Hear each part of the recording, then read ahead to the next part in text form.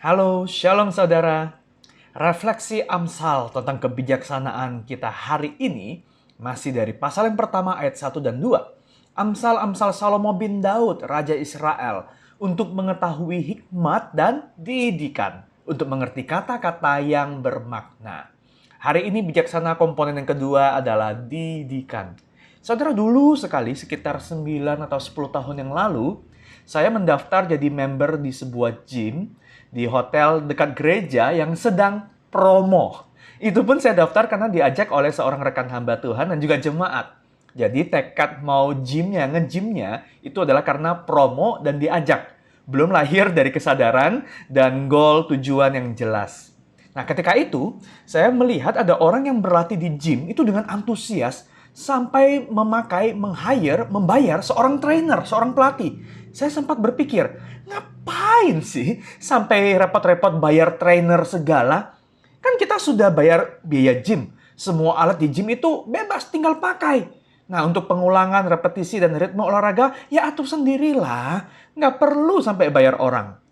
Tapi tahukah saudara, perbedaan antara mereka yang pakai trainer dan yang tidak? Hasilnya tentu saja berbeda.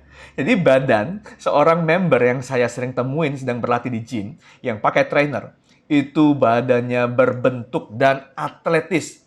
Sementara saya, setiap capek sedikit, saya berhenti panjang untuk menonton TV di area gym.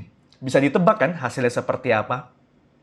Nah, saudara, Amsal berkata bahwa komponen kedua pembentuk kebijaksanaan adalah musar dalam bahasa Ibrani, yang artinya adalah didikan dengan penuh tanggung jawab. Nah, ilustrasinya itu bagaikan seorang yang berlatih di bawah pengawasan seorang trainer gym tadi. Ketika sudah capek dan rasanya ingin berhenti, sang trainer itu akan berteriak mengingatkan, "Ayo, teruskan! Sedikit lagi! Selesaikan pengulangan, targetnya 10 kali! Tinggal 5 lagi! Jangan berhenti! Terus! Seperti itulah saudara kebijaksanaan dihasilkan. Ia seringkali diperoleh dengan melibatkan rasa sakit dan lelah. Kebijaksanaan bisa dihasilkan melalui proses satu, rasa sakit dari pengalaman diri sendiri, tapi tentu juga akan sangat baik kalau itu bisa didapat dari pengalaman orang lain. Yang kedua, bisa belajar dari kesalahan. Kesalahan itu bisa meninggalkan kesan yang mendalam, baik dari diri sendiri, tapi juga akan sangat baik kalau bisa belajar dari kesalahan orang lain.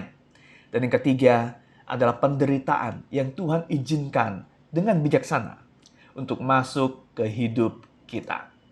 Saudara, contohnya, kita biasanya akan jadi lebih bijaksana dalam berelasi ya, setelah kita pernah mengalami konfrontasi misalnya dengan teman atau rekan. Kita jadi tahu bagaimana sih dinamika atau proses berelasi berhubungan dengan orang, apa yang boleh dikatakan, apa yang tidak, kapan timingnya, kapan waktunya mengalah, apa hal-hal yang sensitif. Atau kita bisa jadi lebih bijaksana misalnya ya, soal memasak. Setiap kali kita gagal memasak, karena gosong, karena bantet, atau karena rasanya keasinan atau bahkan hambar, kita jadi tahu takarannya, timing yang baik dalam memasak.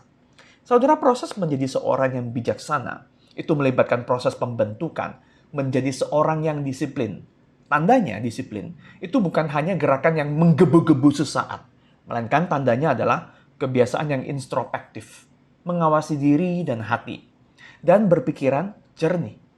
Orang yang bijaksana itu tangguh dan penuh ilmu, itu melalui proses penempaan, bagaikan seorang atlet yang fisiknya fit dan atletis hanya setelah ia menjalani pelatihan yang keras.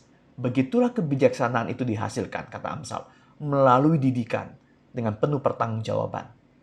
Saudara, refleksikan bagaimanakah Tuhan menempa hidup kita melalui kesulitan untuk membuat kita semakin bijaksana. Mari kita berdoa, Tuhan, jika kami selama ini tidak bisa mengenali kekecewaan dan kejatuhan dan kegagalan kami sebagai proses penempaan-Mu untuk kami, ampunilah kami. Dan latihlah kami untuk mendapatkan didikan yang mendewasakan dari semua proses itu. Amin.